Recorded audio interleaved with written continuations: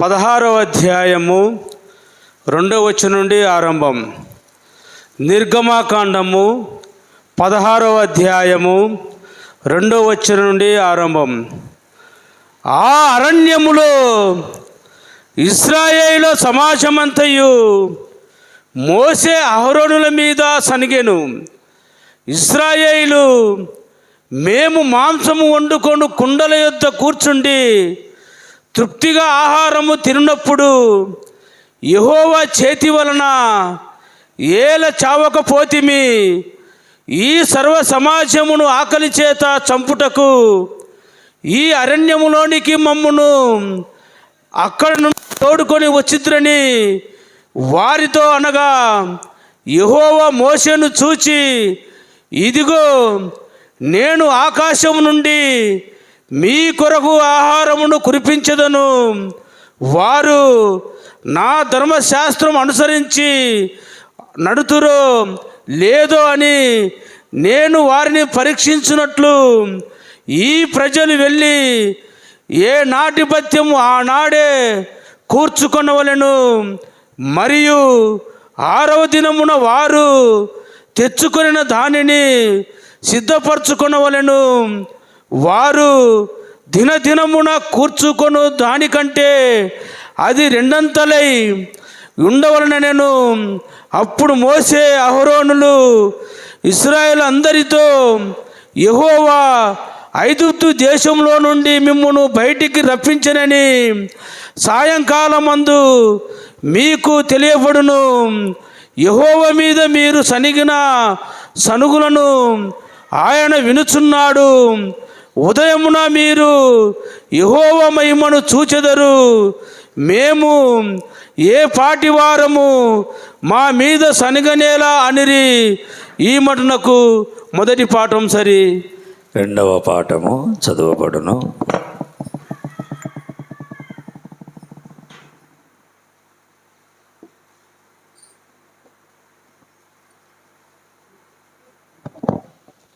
పరిశుద్ధ గ్రంథము నుండి క్రొత్త నిబంధన గ్రంథము.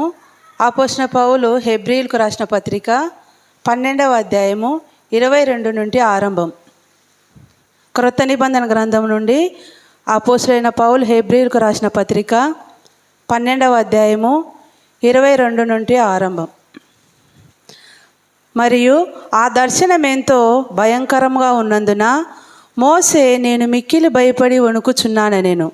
ఇప్పుడైతే సీయోను కొండకును జీవము గల దేవుని పట్టణమునకు అనగా పరలోకపు యెరూషలేమునకును వేవేల కొలది దేవదూతల యొద్దకును పరలోకమందు వ్రాయబడి ఉన్న జ్యేష్ఠుల సంఘమునకును వారి మహోత్సవమునకును అందరి న్యాయాధిపతి అయిన దేవుని యొద్దకును సంపూర్ణ శుద్ధి పొందిన నీతిమంతుల ఆత్మల యొద్దకును క్రొత్త నిబంధనకు మధ్యవర్తి అయిన యేసునొద్దకును హేబేలు కంటే మరి శ్రేష్టముగా పలుకు ప్రోక్షణ రక్తమునకును మీరు వచ్చి ఉన్నారు. ఈ మటుకు రెండవ పాఠం సార్. సంగమంతి నిలబడి 254వ కీర్తన పల్లవి మొదటి చరణం పాడుకుందాం. ప్రభువా పంపుమా నీ శుభవర్షమునిమా.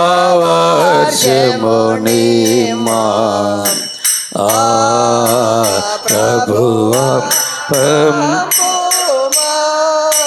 ప్రబల మగని వాక్యమనిడి విభావామృతము కురియాజేసి ప్రభువా పంపుమా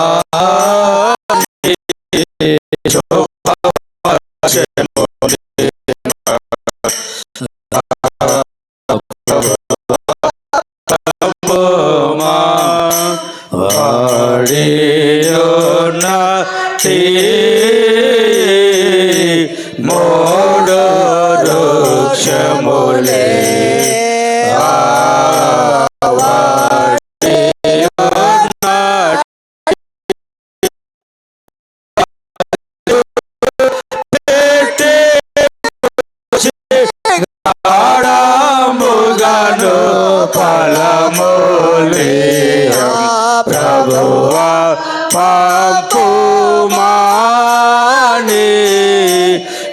వాచము నింబా ప్రభువా పంపుమా. ప్రభు మీకు తోడై ఉండును గాక. మీ ఆత్మకు తోడైయుండును గాక. పరిశుద్ధ సువార్త పరిశుద్ధుడైన యోహాను రాసిన పరిశుద్ధ సువార్త 6వ అధ్యాయము 1వ వచనం మొదలుకొని పరిశుద్ధ సువార్త రాసి ఉన్నది.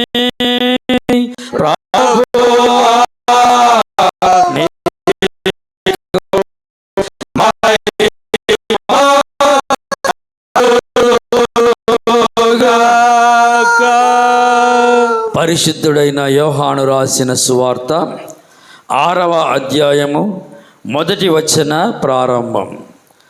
అటు తరువాత యేసు తిబెరయ సముద్రము అనగా గలిలయ సముద్రము దాటి అద్దరికి వెళ్ళెను.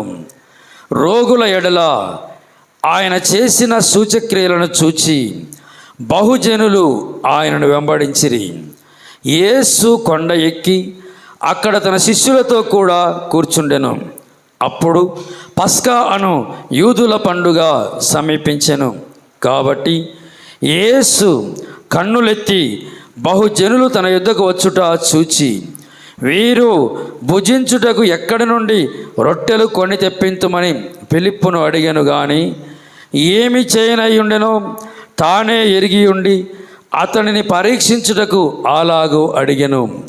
అందుకు ఫిలిప్పు, వారిలో ప్రతివాడును కొంచెము కొంచెము పుచ్చుకొంటకైనను 200 దేనారముల రొట్టెలు చాలవని ఆయనతో చెప్పెను. ఆయన శిష్యులలో ఒకడు అనగా సీమోను పేతురు సహోదరుడైన ఆంద్రేయ ఇక్కడ ఉన్న ఒక చిన్న వాని యొద్ద 5 యవల రొట్టెలు 2 చిన్న చేపలు ఉన్నవి, కానీ ఇంతమందికి ఇవి ఏమాత్రమని ఆయనతో అనగా, యేసు జనులను కూర్చుండబెట్టుడని చెప్పెను. ఆ చోట చాలా పచ్చిక ఉండెను గనుక లెక్కకు ఇంచుమించు 5,000 మంది పురుషులు కూర్చుండిరి. యేసు ఆ రొట్టెలు పట్టుకొని కృతజ్ఞతాస్తుతులు చెల్లించి కూర్చున్న వారికి వడ్డించెను. అలాగున చేపలు కూడా వారికి ఇష్టమైనంత మట్టుకు వడ్డించెను. వారు తృప్తిగా తినిన తరువాత ఏమీయూ నష్టపడకుండా మిగిలిన ముక్కలు పోగు చేయుడని తన శిష్యులతో చెప్పెను. కాబట్టి వారు భుజించిన తరువాత వారి యొద్ద మిగిలిన 5 యవల రొట్టెలు ముక్కలు పోగు చేసి 12 గంపలు నింపిరి. ఆ మనుషులు యేసు చేసిన సూచక్రియను చూచి, నిజముగా ఈ లోకమునకు రాబో ప్రవక్త ఈయనే అని చెప్పుకొని ఈ పరిశుద్ధ సువార్త నిమిత్తము క్రీస్తు నీకు స్తోత్రము. పరలోకములకును దృశ్యాదృశ్యములైన అన్నిటికిని సృష్టికర్తయగు సర్వశక్తి గల తండ్రి ఒక్కడే దేవుని నమ్ముచున్నాను. దేవుని ఏక కుమారుడును ఒక్కడే ప్రభు అయిన యేసుక్రీస్తు నమ్ముచున్నాను. ఆయనని లోకముల కన్నా ముందు తన తండ్రి నుండి జన్మించిన వాడును, దేవుడు నుండి దేవుడును, వెలుగు నుండి వెలుగును, నిజమైన దేవుడు నుండి నిజమైన దేవుడును, సృజింపబడక జన్మించిన వాడును, తండ్రితో ఏకత్వం గలవాడనై ఉన్నాడు. సమస్త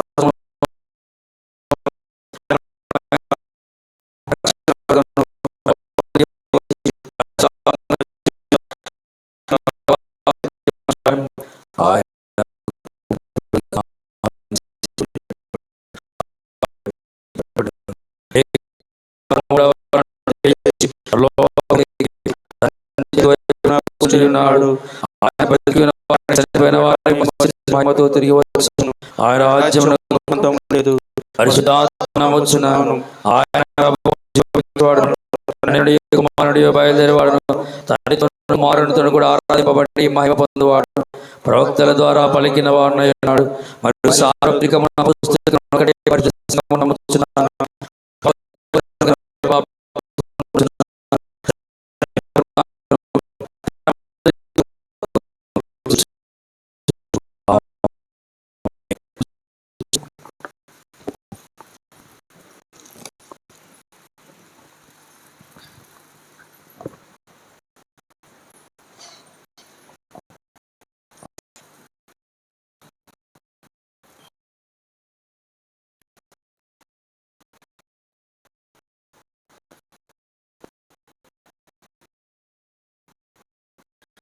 వచ్చి ప్రార్థన చేసుకుని పరిశుద్ధ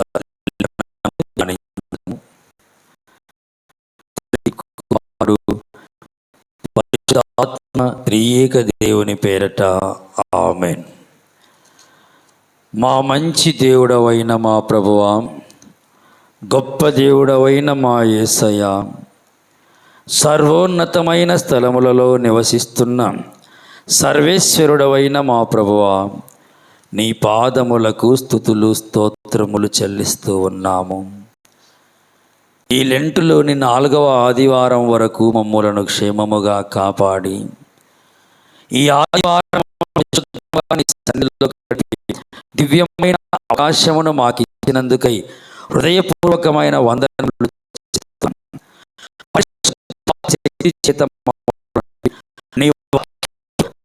చేతమని ప్రార్థిస్తున్నాం. ఆరాధన ప్రతి బిడ్డను పేరు పేరున దీవించి నీ ప్రేమ పవలింపచేసి నీ వాక్యంతో బలపరచి జీవాహారంతో తృప్తిపరిచి శక్తి కలిగిన అందరిపై బలముగా పంపించుమని మా నోటి మాటలను మా అందరి హృదయ ధ్యానములను నీ దృష్టికి అంగీకారములుగా చెయ్యమని యేసు నామములో ప్రార్థిస్తున్నాము తండ్రి, ఆమేన్. ప్రభువునందు ప్రియమైన దేవుని సంగమా, ప్రభువైన యేసుక్రీస్తు నామములో దేవుని పరిశుద్ధ సన్నిధిలో చేరిన సంగమంతటికి ఆదివారపు శుభములు, ఉదయకాలపు వందనములను తెలియజేస్తూ ఉన్నాము. లెంటులోని 4వ ఆదివారపు ఆరాధనలో మనమందరము చేరి ఉన్నాం. మన ప్రార్థనా పుస్తకం ప్రకారము చదవబడిన 3 పాఠ్యభాగములను అనుసరించి పరీక్షించు దేవుడు. ప్రియమైన దేవుని బిడ్డలారా, మనము గమనిస్తే మన యొక్క స్థాయి, విశ్వాసపు స్థాయి కానీ మన జీవితంలో మనము ఏ యొక్క పరిస్థితిలో ఏ స్థితిని ఏ విధంగా తట్టుకోగలమో మన విశ్వాసపు పరిణతి స్థాయిని తెలియపరిచేదే పరీక్ష అన్నటువంటిది. 10వ తరగతి, ఇంటర్మీడియట్, డిగ్రీ పిల్లలు పరీక్షలు రాస్తున్నారు. వారి యొక్క గ్రేడ్, వారు చదివినటువంటి విద్యలో వారి యొక్క స్థాయి ఏంటో సూచించేది ఈ పరీక్ష. అందుకే నీ విశ్వాసపు స్థితిగతిని దేవుడు ఎప్పుడూ పరీక్షిస్తూ ఉంటాడు అన్నటువంటి సత్యాన్ని మనము గమనించాలి. చదవబడిన మొదటి పాఠ్యభాగంలో మనము గమనిస్తే ఏ టెస్ట్ ఆఫ్ ఒబీడియన్స్ అనగా విధేయతను పరీక్షించడం. నిర్గమాకాండము 16వ అధ్యాయము 4వ వచనం. యెహోవా మోషేను చూచి, ఇదిగో నేను ఆకాశము నుండి మీ కొరకు ఆహారము కురిపించదను, వారు నా ధర్మశాస్త్రమును అనుసరించి నడుచురో లేదో అని నేను వారిని పరీక్షించున్నట్లు ఈ ప్రజలు వెళ్ళి ఏనాటి భత్యము ఆనాడే కూర్చుకొనవలెను. గమనించాలి, దేవుడు యొక్క కృప చాలా ఉన్నతమైనటువంటిది. దేవాది దేవుడు ఇశ్రాయేలు ప్రజలను వీరు నా ప్రజలు అని ఏర్పాటు చేసుకున్నాడు. వారు 430 సంవత్సరాలు ఐగుప్తు బానిసత్వంలో ఉన్నప్పుడు వారి యొక్క బాధ, వారు పెట్టేటువంటి ఆ మూలుగులు, వారు అనుభవించిన ఆ వేదన ప్రభువు గమనించి దేవుడు అబ్రహాముతో చేసినటువంటి నిబంధనను జ్ఞాపకం చేసుకొని మోషే ద్వారా 10 తెగుళ్లను వారికి రప్పించి, ఐగుప్తీయులకు రప్పించి, ఫరో హృదయాన్ని గడగడలాడించి అనేక రకాలైన బహుమతులను ఇశ్రాయేలీలకు ఇప్పించి వారిని ఐగుప్తు బానిసత్వం నుంచి దేవాది దేవుడు విడిపించాడు. వారు బయటకు వస్తూనే ఎర్ర సముద్రం అడ్డం వచ్చింది. ఎర్ర సముద్రం వచ్చినప్పుడు వాళ్ళు గొనిగారు. ఏమని గొనిగారు? మాకు ఐగుప్తు దేశంలో సమాధులు లేవా? అక్కడే చచ్చిపోతే అక్కడే పూడ్చేవాళ్ళు కదా, ఇంత దూరం తీసుకొని వచ్చి వెనక నుంచి ఫరో సైన్యం మమ్మల్ని వెంబడిస్తూ ఉంది, ఇక్కడ చనిపోయేదానికంటే అక్కడే భూస్థాపన చేసింది సరిపోయేది కదా. ఐగుప్తు దేశము ఈ భూస్థాపనలు చేయడానికి ఫేమస్. ఇప్పటికీ పిరమిడ్లు ఫేమస్ ఐగుప్తుది, ఈజిప్ట్ పిరమిడ్లు. ఎందుకంటే వాళ్ళు బాగా సుగంధ ద్రవ్యాలతో ఆ శవాలను పాతిపెట్టేటువంటి సాంకేతిక పరిజ్ఞానం, టెక్నాలజీ అప్పటికే వాళ్ళ దగ్గర ఉండింది. అందుకే వాళ్ళు మమ్మల్ని అక్కడే పూడ్చింటే బాగుండు కదా. ఇది గునిగే సనిగే వ్యవస్థ గమనించాలి. అంటే వారి విశ్వాసపు స్థాయి అరే 10 తెగుళ్ళు రప్పించాడు. దేవాది దేవుని యొక్క కరుణ, ఆయన శక్తి సామర్థ్యాలు ఎంతో గొప్పవి. ఎర్ర సముద్రము మనల్ని ఏమీ చెయ్యలేదు అన్నటువంటి ఆ విశ్వాసాన్ని మరచి గొనగడం మొదలుపెట్టారు. అదేవిధంగా మనం గమనిస్తే అక్కడి నుంచి తీసుకొని వస్తూనే మళ్ళీ ఇంకో చోటుకు వచ్చారు. ఎక్కడికి? వాక్యంలో 15వ అధ్యాయము చివర ఉంటుంది, మాకు నీళ్లు లేవు, మేమేం చేయాలి? ఆ తరువాత ఎలీము అనే ప్రదేశానికి వారు వచ్చినప్పుడు దానికంటే ముందు ఆ ఎలీము అనే ప్రదేశానికంటే ముందు ప్రదేశంలో వాళ్ళు మాకు నీళ్లు లేవు అన్నటువంటి ఒక రకమైనటువంటి సనుగుడు. 22వ వచనం, మోషే ఎర్ర సముద్రమును సాగు చేయగా వారు షూరు అరణ్యములోనికి వెళ్ళి దానిలో 3 దినములు నడిచిరి. అచ్చట వారికి నీళ్లు దొరకలేదు. అందులో వారు మారాకు చేరి మారా నీళ్లు చేదని. షూరు నుంచి మారాకు వచ్చారు. మారా అనే ఆ ప్రదేశంలో నీళ్లు చేదుగా ఉన్నాయి. అప్పుడేం చేస్తారు చూడండి, మళ్ళా కొనుగుతారు. 24వ వచనంలో ప్రజలు మేమేమి త్రాగుదామని మోషే మీద సనుగు కొనగా. ఇక్కడ సనగడం, అరే ఎర్ర సముద్రాన్ని పాయలుగా చేసిన దేవుడు, ఫరో సైన్యం అంతటిని ఎర్ర సముద్రంలో ముంచివేసిన ఆ దేవునికి గుక్కెడు నీళ్లు ఇవ్వడం అసాధ్యమా? ఇది గమనించాలి. గతంలో చరిత్ర ఆదికాండములోనే అబ్రహాము యొక్క దాసి అయినటువంటి హాగరుకు నీళ్లు దప్పిగైతే అక్కడే నీళ్ళ బుగ్గను పుట్టించాడు. ఆ చరిత్ర అంతా వీళ్ళకి తెలుసు. అప్పుడు హాగరమ్మ గారు చూచుచున్న దేవుడా అన్నటువంటి ఆ పేరును యెహోవా దేవునికి పెట్టడం మనకు అందరికీ తెలుసు. అరే మాకు నీళ్ళు ఇవ్వడానికి మా దేవుడు సమర్థుడు అని మర్చిపోయి గొనగడం సనగడం మొదలుపెట్టారు. ఇదే మానవ బలహీనత. అందుకే ఇశ్రాయేలీలను ప్రభు చాలాసార్లు వారి విషయంలో బాధపడుతూనే వస్తాడు. మళ్ళీ ఇప్పుడు ఏమొచ్చింది? ఇప్పుడు నిర్గమాకాండం 16 మనం చదువుకున్న పాఠ్యభాగంలో మాకు ఇక్కడ గొనగడం మొదలు పెడతారు. 2వ వచనంలో ఆ అరణ్యములో ఇశ్రాయేలీల సమాజమంతయు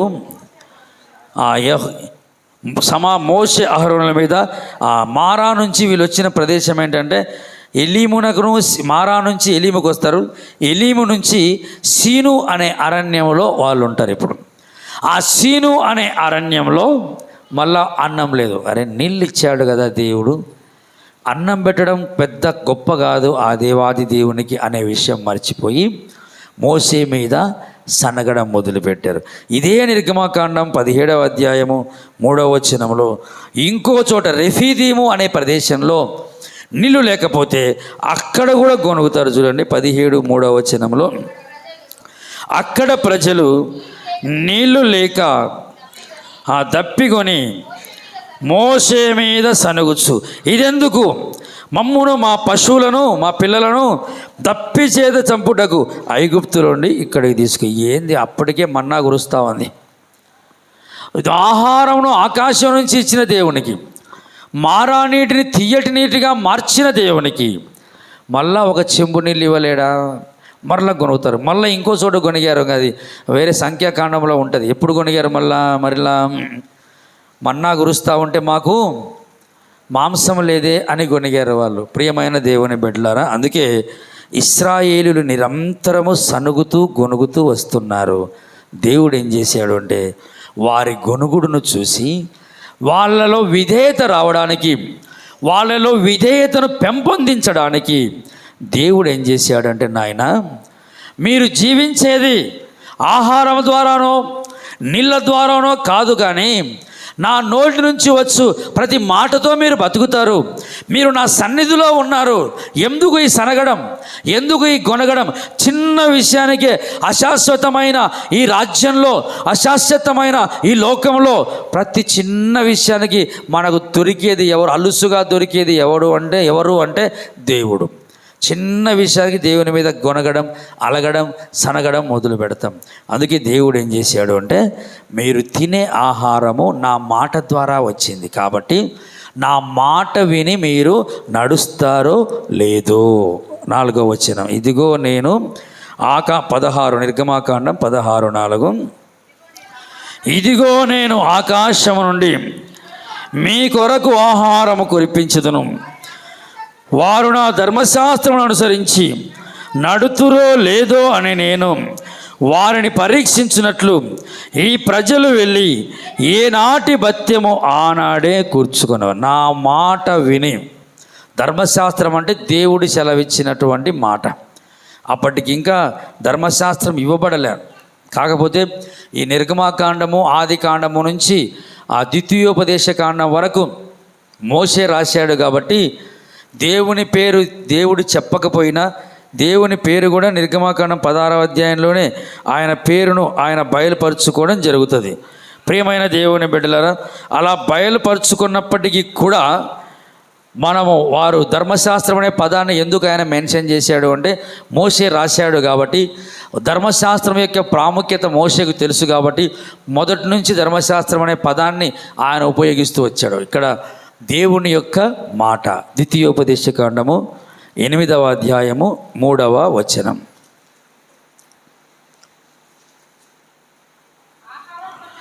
ఆహారము వలననే కాక యెహోవా సెలవిచ్చిన ప్రతి మాటల వలన ఆ నరులు బ్రతుకుదురని నేను తెలియజేయుటకు ఆయన నిన్ను అణచి నీకు ఆకలి కలగజేసి నీవే కానీ మీ పితరులే కానీ ఎన్నడెరుగని మన్నాతో నిన్ను పోషించిన. అంటే మాట వలన బతుకుతారు అని చెప్పడానికి గుర్తుగా మన్నాను కురిపించి, మన్నా కురిపించిన తర్వాత ఆయన ఏం చెప్తాడు అంటే, నా మాట విని నడుస్తావా లేదా? ఒకటే పరీక్ష ఏంటంటే, ఏనాటి భత్యము ఆనాడే కూర్చుకొనవలెను. బాగా గమనించండి.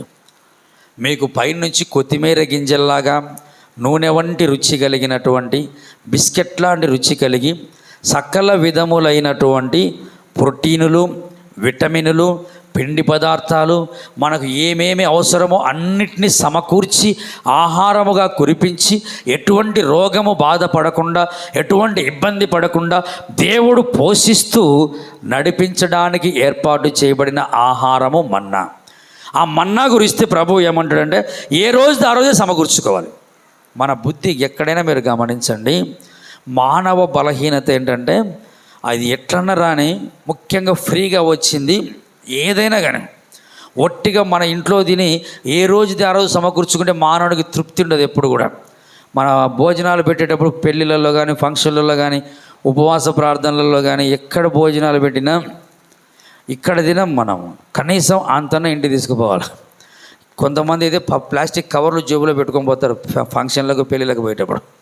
ఆ కవర్లలో భోజనాలు తీసుకొని ఇళ్ళకి తీసుకొని పోయి, అబ్బా నేను ఏదో సాధించినాను, ప్రపంచాన్ని అంతా జయించినాను అన్నటువంటి లెవెల్లో ఫేస్లో ఎక్స్ప్రెషన్స్ పెట్టుకొని అందరికీ భోజనాలు తీసుకుపోయేటువంటి స్థితి. ఇక్కడ వడ్డించినోడికి కూడా దొరకదు ఒక్కోసారి భోజనం. ప్రియమైన దేవుని బిడ్డలారా, ఈ బలహీనత 16వ అధ్యాయంలో మనం గమనిస్తే వాళ్ళు ఏదో ఒక రకంగా ఎక్కువ సమకూర్చుకోవడం. 20వ వచనంలో గమనిస్తే మరియు 19, అయితే వారు మోషే మాట వినక కొందరు ఉదయం వరకు దానిలో కొంచెం మిగిల్చుకొనగా అది పురుగు పట్టి కంపు కొట్టెను. మోషే వారి మీద కోపపడగా. మళ్ళా కొంతమంది, మీరు 22వ వచనం, 6వ దినం దేవుడు చెప్తాడు, 6వ రోజు 7వ రోజు విశ్రాంతి దినం కాబట్టి 6వ రోజు మాత్రం 2 రోజులకు బట్టేమైనా కూర్చుకోమంటాడు. కానీ దాన్ని విస్మరించి వాళ్ళు ఏం చేస్తారంటే అధికముగా కూర్చుకునే తత్వం. అందుకే ప్రభు అంటాడు, ఏమయ్యా అది కంపు కొట్టినా కూడా నువ్వేమో దాన్ని సమకూర్చుకోవాలి. ఏమిటి నీ లక్షణం? ఏమిటి ఈ మానవ బలహీనత? నా మాట ఎందుకు వినవును? నిర్గమాకాండం ఇదే 16:28 వచనంలో మాట్లాడతారు చూడండి. ఆయన అందుకు యెహోవా మోషేతో ఇట్లా, మీరు ఎన్నాళ్ళ వరకు నా ఆజ్ఞలను నా ధర్మశాస్త్రమును అనుసరించి ఎన్ని రోజులు నా మాట వినకుండా ఉంటారయ్యా మీరు? ఇంకో చోట మీరు మూర్ఖులు, నీ నరాలు ఇనుప నరాలు, మీ మెడ ఇనుప నుదురు, కఠినమైనటువంటి మనస్సు కలిగినటువంటి వారు మీరు, అనగా విధేయతలో వారు నిరంతరము పరీక్షించబడిన ఆ విధేయతలో ఇశ్రాయేలు అందరూ కూడా విఫలమవుతూనే వచ్చారు. అందుకే దేవుడు ఏం చేశాడు? వాళ్ళని 40 సంవత్సరాలు ఐగుప్తు బానిసత్వంలో నుంచి తీసుకొని వచ్చి 40 సంవత్సరాలు అరణ్యంలోనే ఉంచాడు. చాలా చిన్న ప్రయాణం అయినప్పటికీ 40 సంవత్సరాలు ఎందుకు పెట్టాడు అంటే, 40 అనేది పాత నిబంధన చరిత్రలో ఒక జనరేషన్. కొత్త నిబంధనలో 25 years ఒక జనరేషన్, పాత నిబంధనలో 40 సంవత్సరాలు ఒక తరం. ఈ ఒక తరం వరకు వారిని అక్కడే ఉంచి ఐగుప్తులో నుంచి బయలుదేరినటువంటి వారందరినీ సనిగినారు, గొనిగారు, వ్యభిచరించారు. యెహోవా మోషే కొంచెంసేపు కనపడకపోతే దూడం చేసుకున్నారు. కాబట్టి వాళ్ళందరినీ అక్కడ వారు చనిపోయేంత వరకు 40 సంవత్సరాలు ఆ తరం అంతా నాశనమైన తర్వాత కొత్త తరాన్ని దేవుడు పాలస్తీనా అనగా పాలు తేనెలు ప్రవహించే ఇశ్రాయేలు దేశంలో ప్రవేశపెట్టడం జరిగింది. ఇద్దరు అక్కడి నుంచి బయలుదేరిన వారిలో కాలేబు, యెహోషువ మాత్రమే వారు. ఎందుకంటే వారిని ఆ యెహోషువ మోషే కాలంలో వారిని గూఢచారులుగా వేగుల వారీగా ఆ 12 గోత్రాలకు 12 మంది పంపించినప్పుడు మిగతా వాళ్ళందరూ కూడా ఆ దేవుని మాట, దేవుని యొక్క శక్తి సామర్థ్యాన్ని తగ్గించి మాట్లాడారు. వీరు మాత్రమే దేవుని శక్తి సామర్థ్యాన్ని ఉన్నది ఉన్నట్లుగా హెచ్చించి వారి విశ్వాసాన్ని కనపరిచారు. అందుకే నీ విధేయత, ప్రభువు చెప్పిన మాట విని నడుస్తావా లేదా అని నిన్నెప్పుడు దేవుడు పరీక్షిస్తూ ఉంటాడు.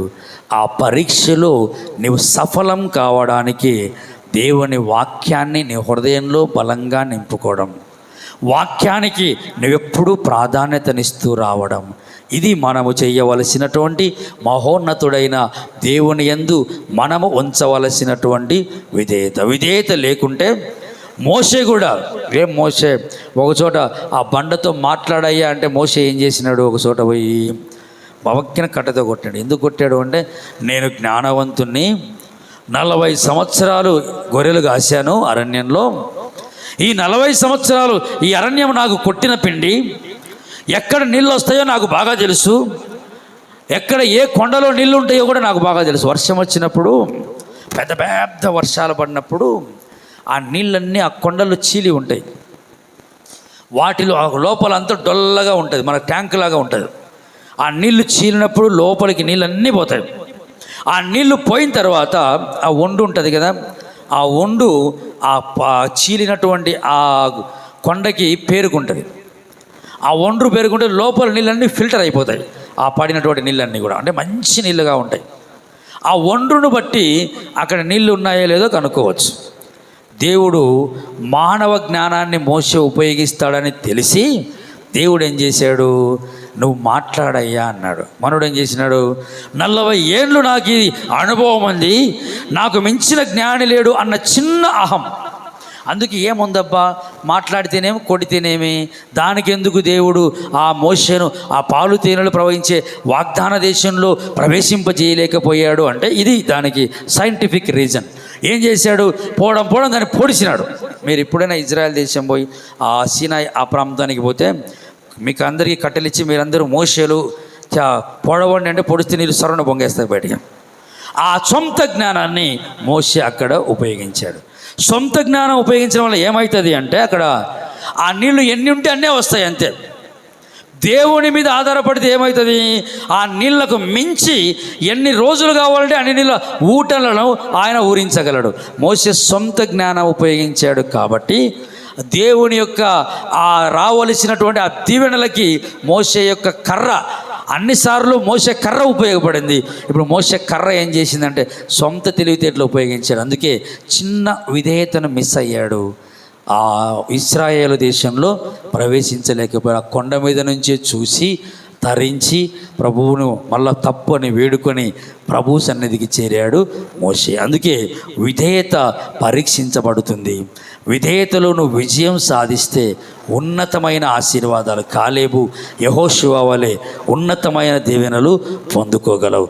అదేవిధంగా చదువుకున్నటువంటి సువార్త పాఠ్యభాగాన్ని మనము గమనిస్తే విశ్వాసాన్ని పరీక్షించే దేవుడు. యోహాను సువార్త 6వ అధ్యాయము 6వ వచనంలో,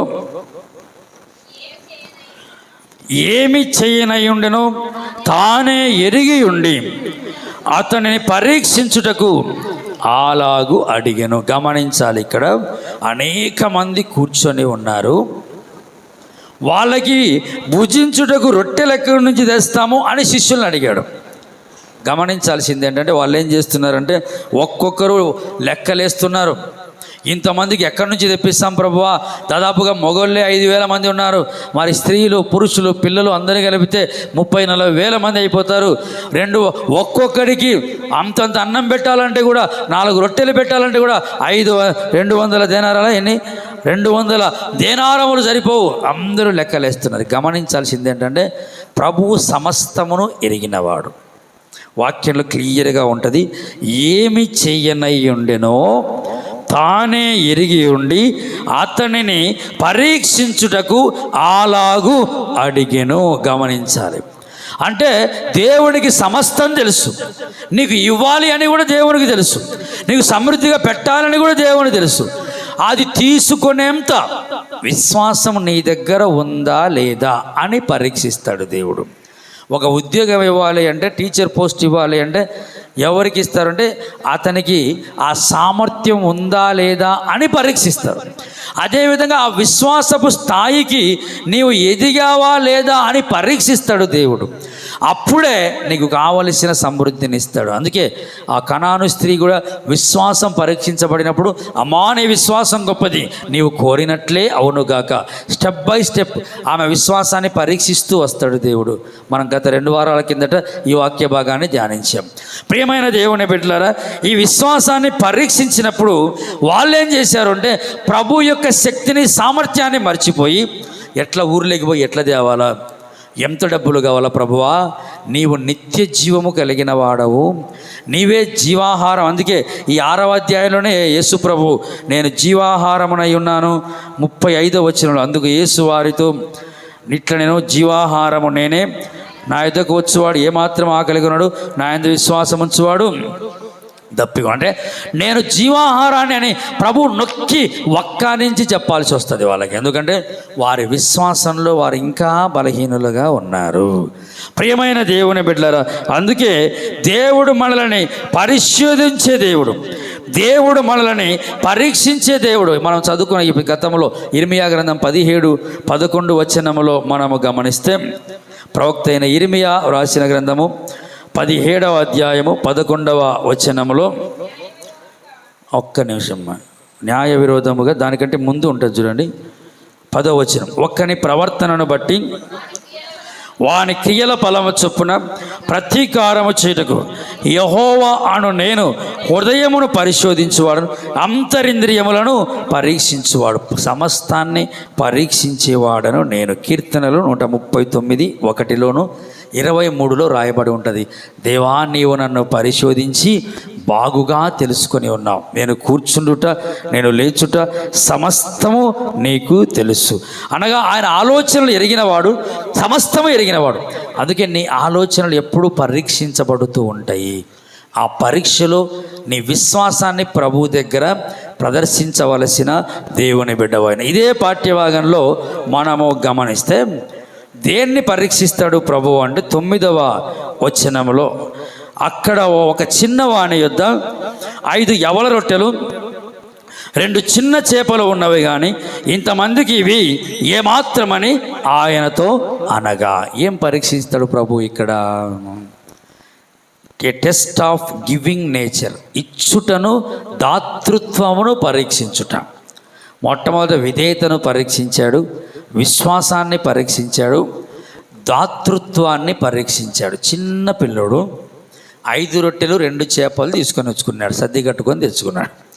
నిజంగా మనం ఆలోచించండి, మన పిల్లోడికి ఏదైనా భోజనం కానీ తిండి పదార్థాలు కానీ తీయటి పదార్థాలు ఫలాలు కానీ మనం ఇస్తే ఏం చెప్తాం ఫస్ట్?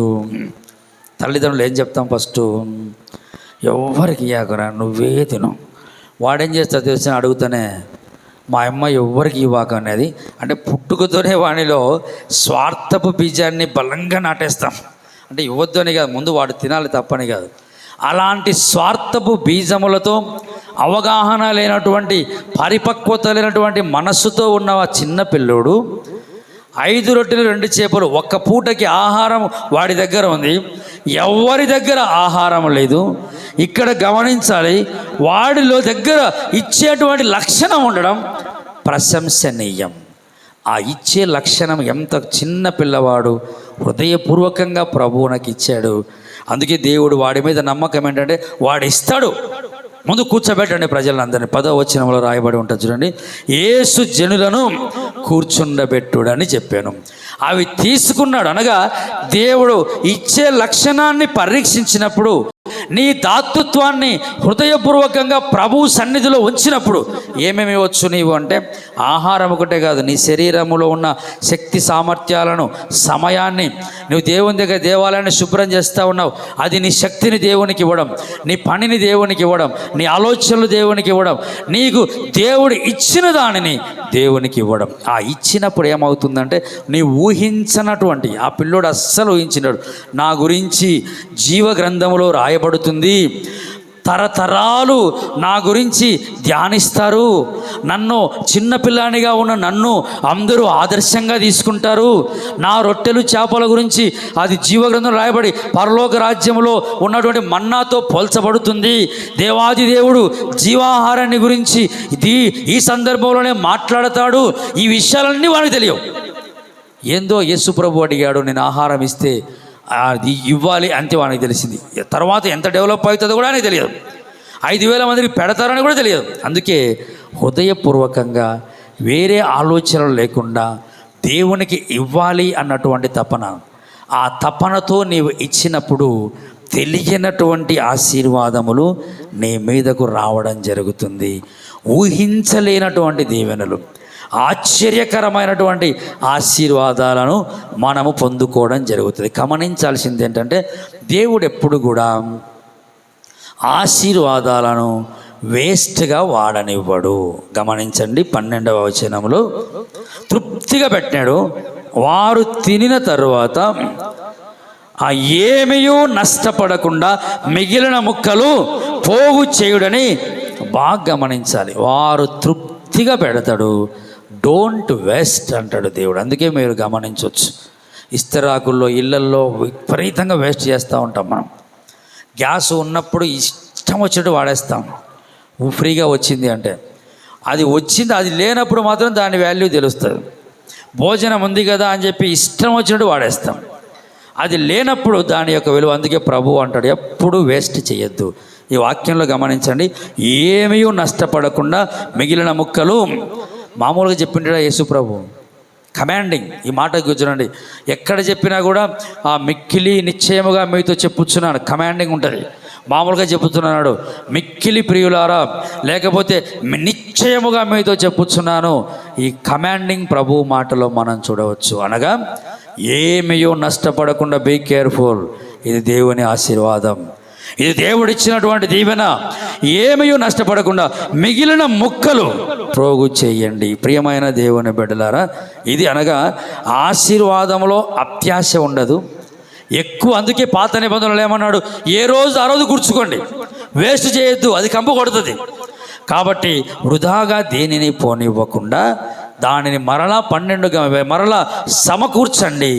ఇంకా ఎంతోమంది ఆకలితో ఉండొచ్చు, ఇంకా ఎంతోమంది అవసరంతో ఉండొచ్చు, వారందరికీ సమానంగా ప్రేమించే దేవుడు కాబట్టి వ్యర్థపరచని దేవుడు. ఈ పరీక్ష యొక్క ఫలితం మనం గమనిస్తే, చదువుకున్నటువంటి హెబ్రీ పత్రికలో దేవుని ఇచ్చినట్లుగా హెబ్రీ పత్రిక అపోస్తలుడైన పరిశుద్ధ పౌలు హెబ్రీలకు రాసిన పత్రిక 12వ అధ్యాయము 22వ వచనములో, ఇప్పుడైతే సీయోనును కొండకును జీవము గల దేవుని పట్టణమునకు అనగా పరలోకపు యెరూషలేమునకు వేల కొలది దూతల యొద్దకును పరలోకమందు రాయబడిన జ్యేష్ఠుల సంగమునకును వారి మహోత్సవమునకును అందరి న్యాయాధిపతి అయిన దేవుని యొద్దకు సంపూర్ణ సిద్ధి పొందిన నీతిమంతుల ఆత్మ యొద్దకును క్రొత్త నిబంధనకును మధ్యవర్తి అయిన యేసు యొద్దకు ఏబేలు కంటే మరి శ్రేష్టముగా పలుకు ప్రోక్షణ రక్తమునకు మనకు అనగా వీరందరికంటే శ్రేష్టమైన దైవరాజ్యానికి నీవు వారసుడు. ఎందుకంటే యేసు ప్రభు జీవాహారము తినేవారు ఎక్కడుంటారు? నా శరీరము తిని నా రక్తము త్రాగువాడు నిత్య జీవానికి. యోహాను సువార్త 6వ అధ్యాయంలో ఈ మాట రాయబడి ఉంటుంది. చదువుకున్న యోహాను సువార్త 6వ అధ్యాయము 54వ వచనం. నా శరీరము తిని నా రక్తము త్రాగువాడే నిత్య జీవము గలవాడు, అంత్యదినమున నేను వానిని లేపు. నా శరీరము నిజమైన ఆహారము, నా రక్తము నిజమైన పానమైనది. నా శరీరము తిని నా రక్తము త్రాగువాడు నా యందు నేను వాని యందును. నాయన, ఈ ఆహారము తినడం కంటే నా శరీరము తినేవాడు మరింత గొప్ప దీవెనలు పొందుకుంటాడు. అందుకే ఆ రక్త ప్రోక్షణ ద్వారా నీకు దేవదూతల కంటే ఇక్కడ ఉన్నటువంటి ప్రవక్తలందరికంటే శ్రేష్టమైన భాగ్యం. యేసయ్య రక్తాన్ని శరీరాన్ని తిని ఆయన పరీక్షలో, విధేయతలో, విశ్వాసంలో, దాతృత్వంలో ఆ పరీక్షలో సఫలీకృతమైన నీకు గొప్ప భాగ్యాన్ని దేవుడిచ్చాడు. అందుకే మనలను మనం ఎప్పుడు పరీక్షించుకోవడం, స్వపరీక్ష ఎప్పుడూ ప్రాముఖ్యం. మనలను మనం పరీక్షించుకుంటూ ప్రభు దగ్గర యోగ్యులముగా కనపడుతూ మెండైన దీవెనలు పొందుకోవడానికి మన లెంటు కాలాన్ని ప్రభువుకు ఆమోదయోగ్యంగా మలుచుకొని దీవించబడవలసినదిగా ప్రభు నామమున కోరుతూ ఉన్నాను. అటువంటి కృప పరిశుద్ధ ఆత్మదేవుడు మనకు దయచేయునుగాక. ఆమెన్. తండ్రి, కుమారుడు, పరిశుద్ధాత్మ త్రియేక దేవుని పేరట ఆమెన్. సంఘమంతా నిలబడి దైవ భయముతోనూ భక్తితోనూ మన అర్పణలను ప్రభువునకు అర్పించదము. దేవునికి స్తుతియాగము చేయము, మహోన్నతునికి నీ మొక్కుబడులు చెల్లించుము.